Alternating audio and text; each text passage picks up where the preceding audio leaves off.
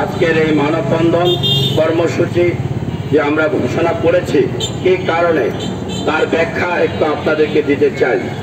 প্রিয় পঞ্চগড়ের সাংবাদিক ভাইয়েরা, আপনারা জানেন এই পানীয়ন বোর্ডের যে এক্সেন্ট রয়েছেন পরিতোষ বর্মা, আশুতোষ বর্মা, আমি ওনার কাছে 2 দিন আগে গিয়েছিলাম, যে ওনাকে বললাম যে স্যার, এই যে আউটসোর্সিংয়ে আপনি লোক নিচ্ছেন, এই লোকগুলি আমার পঞ্চগড়ের বেকার ছেলেদেরকে কেন নেন না?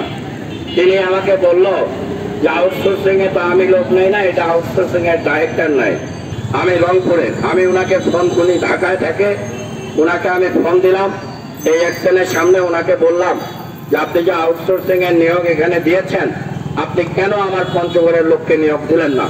তিনি আমাকে বলল যে চেয়ারম্যান সাহেব, এই এক্সেল পঞ্চগড়ের একটি লোকাল ছেলেরও নাম দিলে উনি নামটি কেটে দেয়, উনি দেয় না, আর দেয় না কারণেই ওনার লোকগুলিকে এখানে নিয়োগ করা হয়।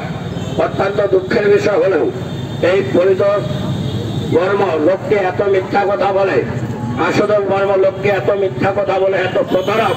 তারপরে উনি আমাকে যখন এই কথা শোনার পরে উনি আমাকে বললো আমাদের চিফ স্যার এটা নিয়োগ দেয়। আমি ওনার সামনেই লাউড ফোনে চিফ মহাদয়কে ফোন দিলাম রংপুরে।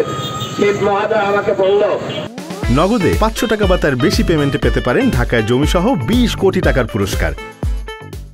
যে চেয়ারম্যান সাহেব, আউটসোর্সিং ব্যাপারে তো আমার কোনো যায় আসে না, এটা পঞ্চগড়ের লোকাল জোন এবং পঞ্চগড়ের এক্সেন দেখে। যাই হোক, এই কথা বলার পর উনি আর কোনো কথা বলে না, চুপচাপ। তারপরে ওনাকে আমি বললাম যে আপনি অবিলম্বে এই নিয়োগ প্রক্রিয়াটা বাতিল করে নতুন করে নিয়োগ দিতে হবে। উনি কোনো এর প্রেক্ষিতে কোনো উত্তর দিল না। আজকে আপনাদের অবগতির জন্য জানাই যে তিনি অত্যন্ত একজন 2 নম্বর মানুষ। তিনি রংপুরের লোক নিয়েছে এখানে নিয়োগ নিয়ে দেখিয়ে দিয়েছে পঞ্চগড়ে।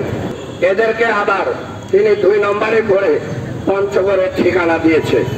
তাই আজকে প্রিয় সাংবাদিক ভাইরা, আপনাদের সামনে পরিষ্কার বাংলা ভাষায় বলছি, যদি এই নিয়োগ বাতিল না হয় তাহলে আমরা পঞ্চগড়বাসী পরবর্তী সময় কঠোর হতে কঠোর অবস্থান এবং ধর্মঘট ডাক দিব। সম্মানিত জেলা প্রশাসক মহোদয়কে বলব যে আপনি একটি তদন্ত কমিটি করেন।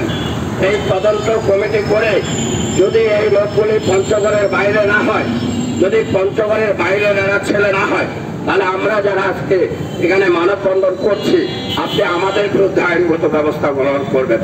আর যদি এই লোকজন বাইরের হয় তাহলে অবিলম্বে এই অ্যাকশনকে 1 সপ্তাহের মধ্যে পঞ্চগড় থেকে বদলি করতে হবে।